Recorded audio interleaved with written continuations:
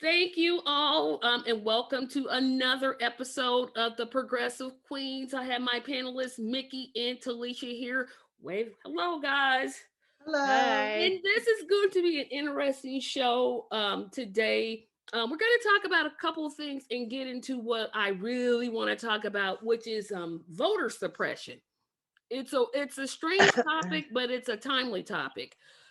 So I first want to talk about, of course, the tragic news out of the Georgia area, with six Asians being gunned down. I believe it was six, eight total, and six were Asian.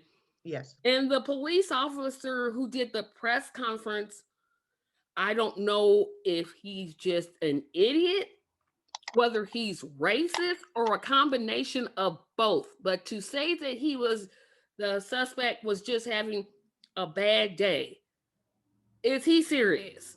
Mm. I don't know how many shoes I wanted to throw at my screen when I heard him say that.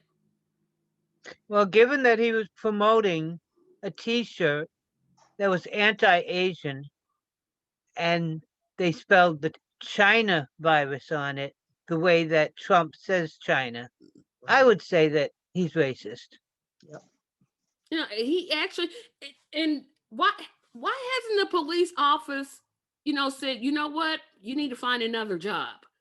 Isn't that a fireable offense, or am I missing something?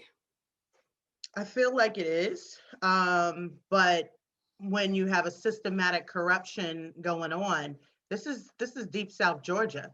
I'm sure that there's probably less anti-racist than racist down in that police department.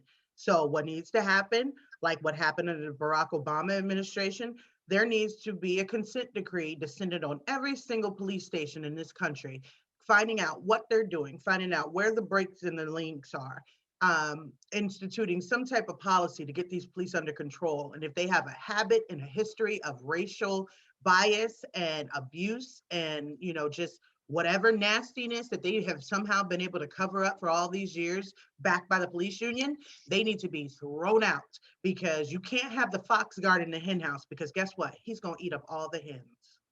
Well, that's the And point. Oh, go ahead, Mickey. I'm sorry. when you consider that cops can kill black men, unarmed black men, with no consequences, why should they get upset over somebody saying something racist? That's minor Exactly. compared to the murders they commit constantly. Exactly. It's just, I mean, I'm just like, I can't. At first, I thought, okay, I didn't hear him say that. There's no way he could have said that out loud. And then I found out about the T-shirts, and I'm like, do the police? And I keep asking this question. It's like they go to KKK rallies, and they're like, okay, you, and you, Yep. you'll be good police. I and I don't want to seem like I don't support any police officers. But this whole, well, there's good cops. Well, if they're just covering up for the bad cops, that makes them It's- bad too. Yep, Exactly. exactly. And it's just like, okay, we've got to do Yeah, something. I don't know it's what it is. it's bad enough. They cry about cancel culture because we want these people fired. These people are walking the streets with a gun that they use without consequences. But this isn't just your neighbor who's a racist who spews bull. This Right. is a man who has power and control over people, and he's walking the streets or driving in his car with that gun at the ready. Exactly. And if he sees something that he thinks might be wrong, he can act and he can take a life. That's a big difference between your racist neighbor and a racist cop. Exactly. Yeah. Exactly. Also, with that, in that vein, they're not living in the communities they're policing. I think it'd be harder to take out a gun and shoot someone if you know that person, if you know their mother, if you know their father, if you've seen them grow up. It might be a little harder for you to just kill with reckless abandon if you know who you are policing, and you could just say, "Hey, you're not doing the right thing. I'm gonna take you in," or "Hey, you're not doing the right thing. Take your butt home before I call your mom."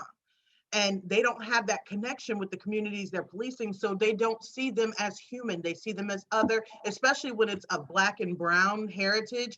They don't see us as human, but they'll see somebody who shoots up a freaking several spas as a human. He just had a bad day because he's white and they can empathize with him.